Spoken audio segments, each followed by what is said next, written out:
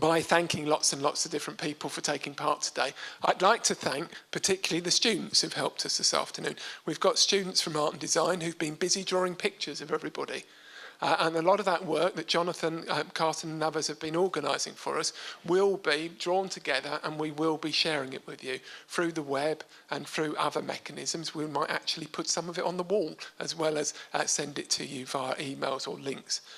The reason that we're doing that is to demonstrate again that there's a variety of ways in which people can do work in universities and a variety of ways in which they might be assessed.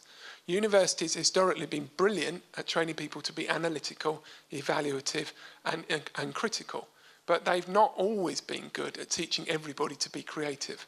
And one of the things that I'm keen to do is encourage people to be creative, encourage them to think about ways in which you can do learning and teaching and assessment in non-linear ways, in the sorts of ways that we make a great play of and a great achievements in art and design and other things.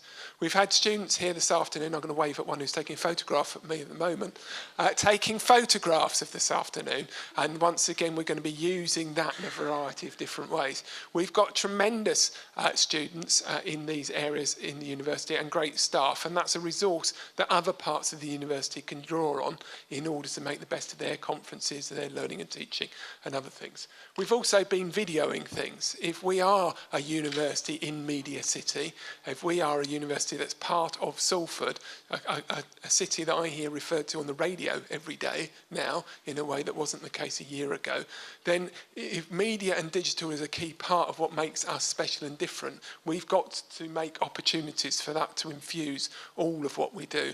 Learning and teaching, research, management, every aspect of what we do.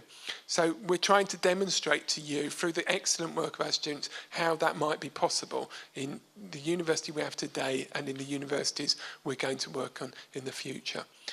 So thank you to the students. Thank you to Students' Union for coming today and for helping us to draw up and develop the policies and practices. Salford is being held up nationally and internationally as an example of a university that operates in partnership with its student union.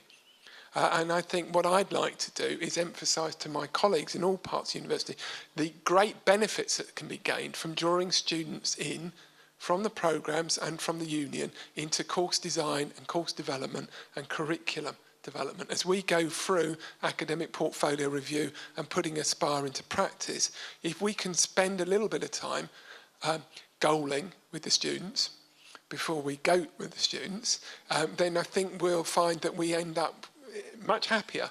Ultimately, lots of people come into higher education as academics and as students because they wanted to have an enjoyable time. So if I can encourage people to take that from today and maybe use perhaps not the email addresses but the telephone numbers of some of their colleagues in the student union to draw them into curriculum review, that would be quite helpful. The last, the penultimate group, the near to last group I'd like to thank are the people who've organised today. So I'd like to particularly thank Jill, who's organised everything tirelessly from the very beginning. And last night, I think I tried to make her go home at about 8 o'clock, but I failed. So to Jill and to Kate and all of the other people, particularly in the change unit, our facilitators today, thank you very much for your excellent work. A lot of what has worked very well today, but occasionally we've influenced the design as we've gone on, has been made possible by lots of clear thinking before. So I'd like to thank the organisers. I'd like to thank the speakers, to Jane and to Janet, and I'd like to thank Julie for stepping in and making it look like the work that had been done was good. So thank you very much, Julie. And then lastly, but most importantly, I'd like to thank all of you. These sessions are very, very helpful to us. We would like to continue to have one every 6 months. We'd like to continue to demonstrate to you that we are putting your good ideas into practice. And I look forward to working with you over the months to come, visiting directorates and schools to talk about how we embed this stuff effectively, but also beginning to plan the next learning and teaching event.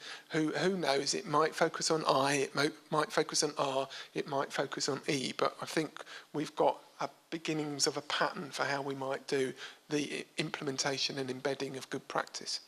So thank you very much. I think we finished slightly ahead of time, but I don't think you're going to tell me off for that.